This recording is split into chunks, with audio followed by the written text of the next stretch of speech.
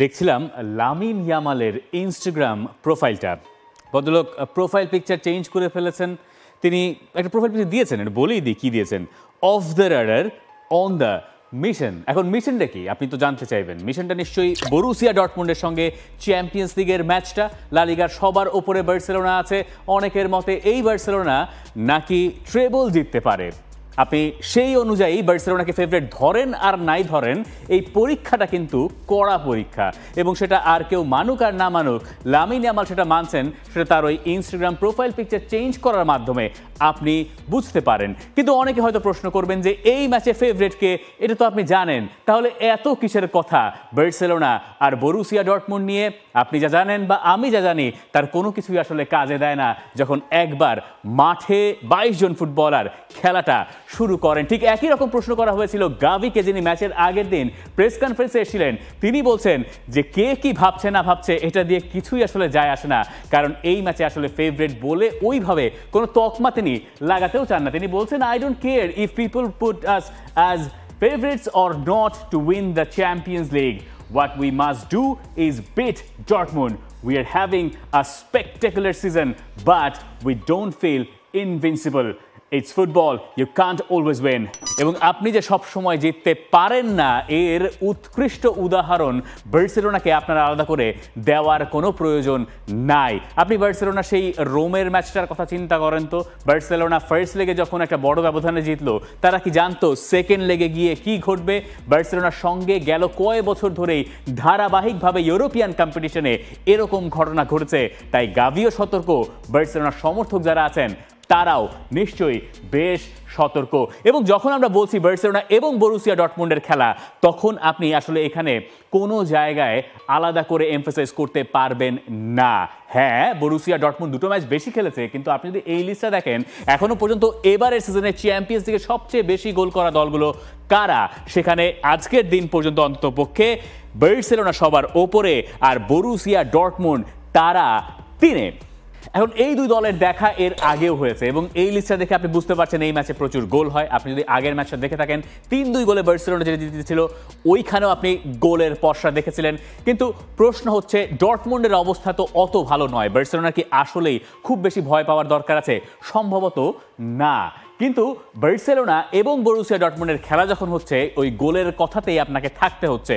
Top গোল স্কোরারের Lister ভেতরে Raphinha যেমন এখনো সবার ওপরে, সেখানে আপনি এখনো সেই সেরহাও গিরাসিকে খুঁজে পাচ্ছেন, যিনি বরুসিয়া ডর্টমুন্ডের ফুটবলার। যদিও দুটো ম্যাচ তারা বেশি খেলেছেন, স্বাভাবিকভাবেই ডর্টমুন্ড যেহেতু আরও একটা রাউন্ড বেশি পার করে দিয়ে এসছে। এখন আসল গল্পটায় চলুন আমরা একটু প্রবেশ করার চেষ্টা করি। এই ম্যাচের আগে আপনি এই দুজনকে নিশ্চয়ই তো চিনে গেছেন, একজন হান্সি ফ্লিক আর একজন নিকো কোভাচ। কিন্তু এই ছবি আসলে কবেকার? এই ছবি 2019-এর, যখন হান্সি ফ্লিক আর নিকো কোভাচ একসঙ্গে কাজ করছিলেন।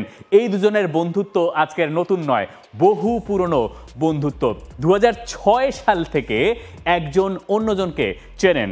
সালজবুর্গের অ্যাসিস্ট্যান্ট কোচ হিসেবে তখন কাজ করছিলেন মিস্টার হান্সি ফ্লিক ট্রাপাত্তনির আন্ডারে, আর ওই সময় ক্রোয়েশিয়ান ফুটবলার নিকো কোভাচ তার শেষের কটা দিন ওই সালজবুর্গে প্লেয়ার হিসেবে কাটাচ্ছিলেন। তখন থেকে তারা একে অন্যকে চেনেন, এবং এরপরে যখন জার্মানির জাতীয় দলের অ্যাসিস্ট্যান্ট কোচ হিসেবে বহু লম্বা সময় হান্সি ফ্লিক কাজ করেছিলেন, ওই কাজ শেষ করে যখন তিনি বায়ার্ন মিউনিখের নিকো কোভাচ হেড কোচ ছিলেন, তখন তার আহ্বানে ওই দলের অর্থাৎ বায়ার্ন মিউনিখের অ্যাসিস্ট্যান্ট কোচ হিসেবে যেতে রাজি হয়েছিলেন। কিন্তু দুজনের খুব বেশি দিন কাজ করা তখন হয় নাই, কারণ নিকো কোভাচ তার কিছুদিনের মধ্যেই স্যাকড হন বায়ার্ন মিউনিখ থেকে, আর ওই সময় দলের দায়িত্ব বুঝে পান হান্সি ফ্লিক। ওইবার বায়ার্ন মিউনিখকে নিয়ে কি করেছিলেন সেটা ইতিহাস হয়ে গেছে। তিনি ট্রেবল তো জিতেছিলেনই, 6টা ট্রফি বায়ার্ন মিউনিখকে নিয়ে তিনি জিতেছিলেন।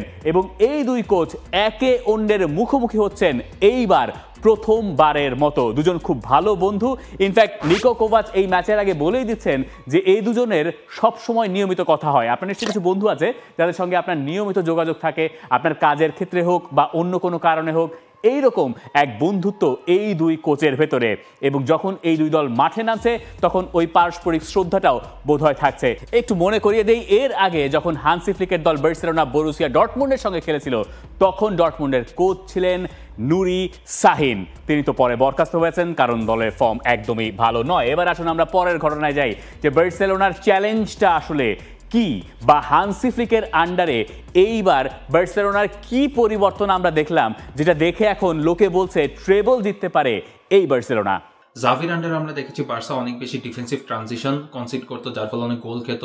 অনেকে বলছিলেন ডিফেন্সিভ মিডফিল্ডার নেই, ডিফেন্সিভ ডিস্ট্রয়ার নেই, এই জন্য হচ্ছে এসব হচ্ছে। কিন্তু ফ্লিকের টিমেও কিন্তু এরকম কোনো ডিফেন্সিভ ডিস্ট্রয়ার নেই, কিন্তু স্টিল বার্সা অনেক কম গোল খাচ্ছে। কারণ হচ্ছে গিয়ে প্রথমত বার্সা হাইলাইনে খেলছে, এটা নিয়ে অনেক কথা হয়েছে। তো হাইলাইনে খেলার কারণে যেটা হচ্ছে বার্সার প্রেসটা অনেক অল্প জায়গায় 11-10 জন মিলে প্রেস করছে। তো এই কাউন্টার প্রেস স্ট্র্যাটেজিটা বার্সার এখনও ডিফেন্সিভ ডিস্ট্রয়ার নেই, কিন্তু স্টিল এই যে কাউন্টার প্রেসটা রাফিনা, লেভানডস্কি, লামিন, অলমো বা ফার্মিন এবং ফ্রেঙ্কি এবং পেদ্রি মিলে তারা এত দ্রুত কাউন্টার প্রেস করে এবং অপোজিশনকে এত দ্রুত চার্জ করে, তাদের আসলে খুব রাস্ট ক্লিয়ারেন্স করতে হয় বা রাস্ট পাস খেলার চেষ্টা করে, যার ফলে বল বার্সা খুব দ্রুত রিগেইন করে, কিংবা হয়তো তারা আগে বল প্লে করে ফেলার পর অফসাইড হয়ে যায়। এই দুই কারণে আসলে বার্সার কাউন্টার প্রেসটা অনেক বেশি এফেক্টিভ।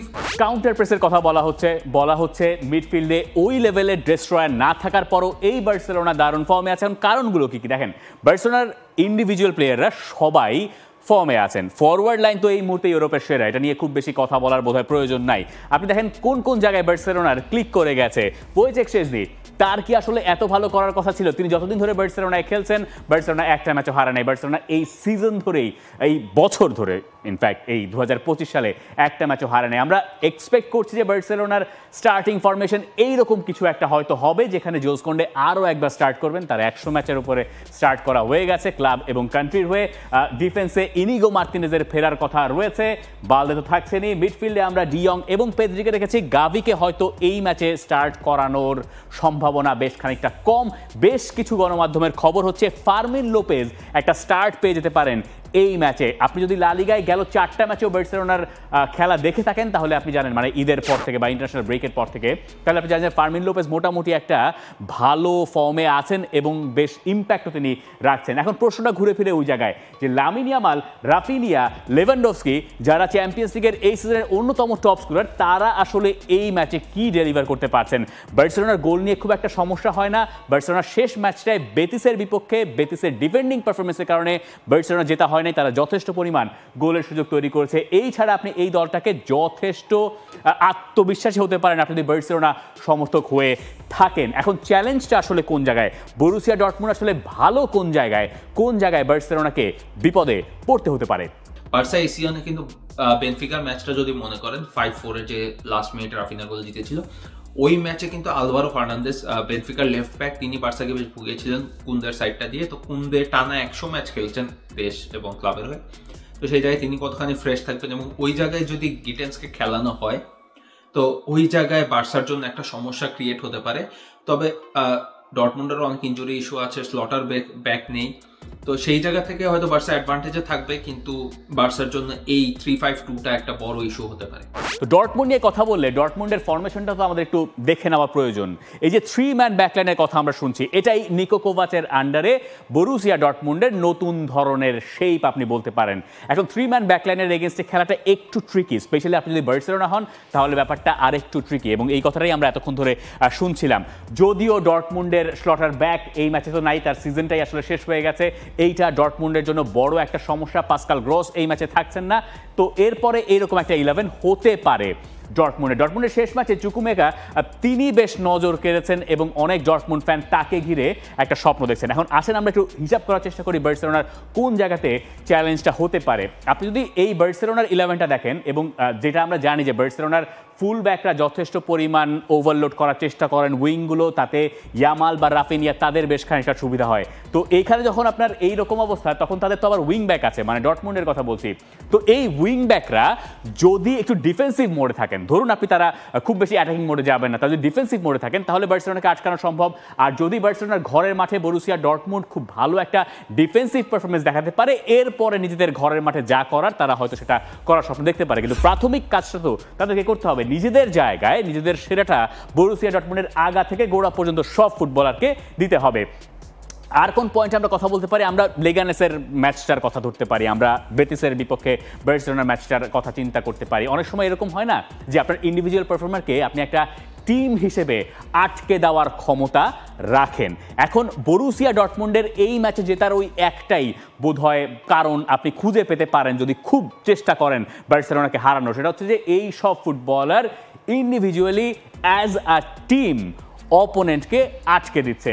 দেখা যাক বরুসিয়া ডর্টমুন্ডে সেই অকাত আছে কিনা বার্সেলোনার এগেনস্টে এরকম কিছু ঘটানোর। মনে করিয়ে দেই, আগেরবার এই বরুসিয়া ডর্টমুন্ড ছিল চ্যাম্পিয়ন্স লিগের রানার্স আপ এবং তখনও কেউ এক্সপেক্ট করেন নাই যে ডর্টমুন্ড শেষ পর্যন্ত ফাইনালে খেলবে।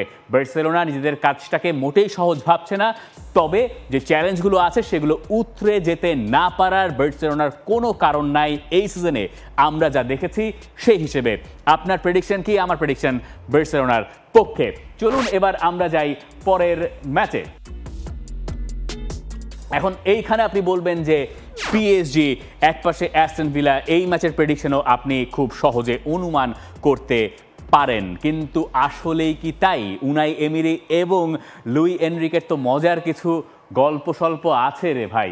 এই ছবিটার কথা একটু মনে করিয়ে দেই। এই ছবিটা বার্সেলোনার সমর্থকেরা খুব ভালো মতোই চিনবেন, জানার কথা, মনে পড়ার কথা। এই যে উল্লাস লুই এনরিকের, পিএসজির কোচের, এটা সেই 2017 সালের পিএসজিকে হারানোর পরের ন্যু ক্যাম্পে তার ওই বিখ্যাত দৌড়ের অন্য পাশের ডাগআউটে কে ছিলেন? উনাই এমিরি। তার দিকে তাকানোটাই ওই সময় খুব কঠিন ছিল। পিএসজির কোচ ছিলেন তিনি। সেকেন্ড লেগে 6-1 গোলে হেরে ফুটবল ইতিহাসের অন্যতম সেরা প্রত্যাবর্তনের গল্প বার্সেলোনা তখন লিখেছিল। আর প্রতিপক্ষ কোচ উনাই এমিরের ক্যারিয়ার ওই জায়গায় অনেকে শেষ বলে ধরে নিয়েছিলেন। এই দুই কোচের আবারও দেখা হচ্ছে প্রথমবারের মতো 2017 সালের পর, কিন্তু এই দুই দলের কোচের যে স্ট্যাট, সেখানে লুই এনরিকে অনেক বেশি ফেভারিট। এই 10 ম্যাচের হিসাবে 7টাতেই তিনি জিতেছেন, অন্যদিকে 2টো ম্যাচ জিতেছেন উনাই এমিরি। এখন আপনি বলে দেবেন পিএসজি তো ফেভারিট, কিন্তু আসলে কি তাই? আপনাকে আরও কটা ব্যাপার দেখাই। এই লুই এনরিকেই আবার আমাদেরকে বলছেন যে লিভারপুলের সঙ্গে যখন পিএসজি খেলতে নেমেছিল তখন তো সবাই লিভারপুলকে পরের রাউন্ডে উঠিয়ে দিয়েছিল, পিএসজি তো সেটা হতে দেয় নাই। অ্যাস্টন ভিলা কেন সেটা হতে দেবে? এই প্রশ্নের জবাব কি আমাদের কাছে আছে? নাই। তার মানে ম্যাচে কোনো ফেভারিট নাই। অবশ্য আমরা ফেভারিট কে সেটা বলেই নেব। যাই হোক, এনরিকের কেন দুশ্চিন্তা, তার পেছনে একটা কারণও আছে। আপনি ইউরোপিয়ান কম্পিটিশনের হিসাব যদি নিয়ে আসেন তাহলে সেখানে উনাই এমিরের সফলতা নিয়ে আপনাকে কথা বলতেই হবে। এই যে স্ট্যাটটা আপনি দেখতে পাচ্ছেন, এখানে 10টা ম্যাচ মিনিমাম কোনো একটা কোচ কোচিং করিয়েছেন, তার আন্ডারে খেলা হয়েছে নকআউট পর্বে, চ্যাম্পিয়ন্স লিগ এবং ইউরোপা লিগ মিলে উইন পার্সেন্টেজের একটা হিসাব করা হয়েছে, যেখানে জিনেদিন জিদানের পরের নামটা উনাই এমিরি। এখানে আপনি ভিয়াস বোয়াসকেও খুঁজে পাবেন, অবশ্য ইউফেঙ্কেস দেল বসকে তারাও আছেন। তার মানে যখন ইউরোপিয়ান কম্পিটিশন আসে তখন উনাই এমিরি একটা আলাদা ব্রিড। এবং অনেকের মনে থাকার কথা তার ভিয়ারিয়াল কত ভালো করেছিল মাত্র কয়েক বছর আগে চ্যাম্পিয়ন্স লিগে। এবার যে অ্যাস্টন ভিলা কোয়ার্টার ফাইনাল পর্যন্ত এসছে, তাও আবার টপ 8-এ কোয়ালিফাই করে। এমনটা তো হওয়ার কথা ছিল না। যে দলটা 1981 সালে সবশেষ চ্যাম্পিয়ন্স লিগের এই স্টেজে খেলেছিল, সেই দলটা এখন পিএসজির বিপক্ষে যখন খেলতে যাচ্ছে তখন তারা নিজেদের সামর্থ্যের জানানটা দেওয়ার সর্বোচ্চ চেষ্টা করবে। এবং আমরা যদি পিএসজিকে নিয়ে কথা বলি, পিএসজির লিগ জেতা হয়ে গেছে এবং তাদের 11 কি হতে পারে এই সম্পর্কে আমরা পরিষ্কার একটা ধারণা পেতেই পারি। উসমান দেমবেলের এই ম্যাচে ফেরার কথা রয়েছে, যেহেতু দেমবেলেকে আগের ম্যাচে খানিকটা বিশ্রাম দেওয়া হয়েছিল, পরে তিনি নেমেছেন, তার ফ্রেশ থাকার কথা। আর এই হচ্ছে তাদের মোটামুটি 11, যেখানে পাঁচও নিয়মিত খেলছেন। এবারে চ্যাম্পিয়ন্স লিগ ইনফ্যাক্ট সবচেয়ে বেশি ম্যাচ স্টার্ট করা ফুটবলারদের ভিতরে একজন পাঁচও, এবং আশরাফ হাকিমি। এই স্ট্যাবিলিটিটা তাদেরকে অনেক বেশি সাহায্য করছে ডিফেন্সে। এবং পিএসজি যে শুধুমাত্র অ্যাটাকিং সাইড থেকে উন্নতি হয়েছে তা না, পিএসজির প্রচুর পরিমাণ উন্নতি হয়েছে তাদের ডিফেন্সিভ শেপেও, এবং সেটা আপনি মিডফিল্ডের অনেক বেশি ক্রেডিট দিতে পারেন সেই কারণে। আর এই যে ব্র্যাডলি বারকোলা, খাভারাজখেলিয়া, এখানে আমরা দুয়েকে রাখিও নাই। দুয়ে যে কোনো সময় পরে মাঠে থেকে নেমে খেলাটা পাল্টে দিতে পারেন, এরকম একটা সুযোগ আছে আসলে অ্যাস্টন ভিলার সামনেও, কারণ তাদের মার্কো আসেনসিওকে আমরা প্রবাবল 11-এ রাখি নাই। তিনি যখন নামবেন তখন অ্যাস্টন ভিলারও ভরসা খানিকটা বাড়বে। মার্কাস রাশফোর্ডকে দেখতে পাচ্ছেন, রাশফোর্ড কিন্তু একবার পিএসজিকে বাদ করে দিয়েছিলেন চ্যাম্পিয়ন্স লিগ থেকে। এই ম্যাচে যখন তিনি খেলতে যাচ্ছেন তখন ওইরকম অবিশ্বাস্য একটা স্বপ্ন তিনিও নিশ্চয়ই দেখতে চাইবেন। আর একটু করে বোধহয় এমিলিয়ানো মার্তিনেজকে নিয়ে কথা বলা দরকার। অ্যাস্টন ভিলা যদি এইটাই থেকে পরের রাউন্ডে যেতেই চায় তাহলে সম্ভবত এমিলিয়ানো মার্তিনেজকে একটা অতি অতি মানবীয় পারফরমেন্স দেখাতে হবে এই দুই লেগ মিলে।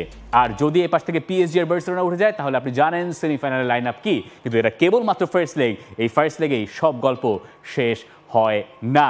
তাই আপনার কাছে জানতে চাই এই ম্যাচের প্রেডিকশনও কি, আপনার কাছে কি মনে হয় এই ফার্স্ট লেগে অ্যাডভান্টেজ পাচ্ছে কোন দল? For more updates, subscribe to our YouTube channel and click on the bell icon. Follow us on Facebook and Instagram. Download T-Sports app to enjoy exciting games and highlights. Visit tsports.com.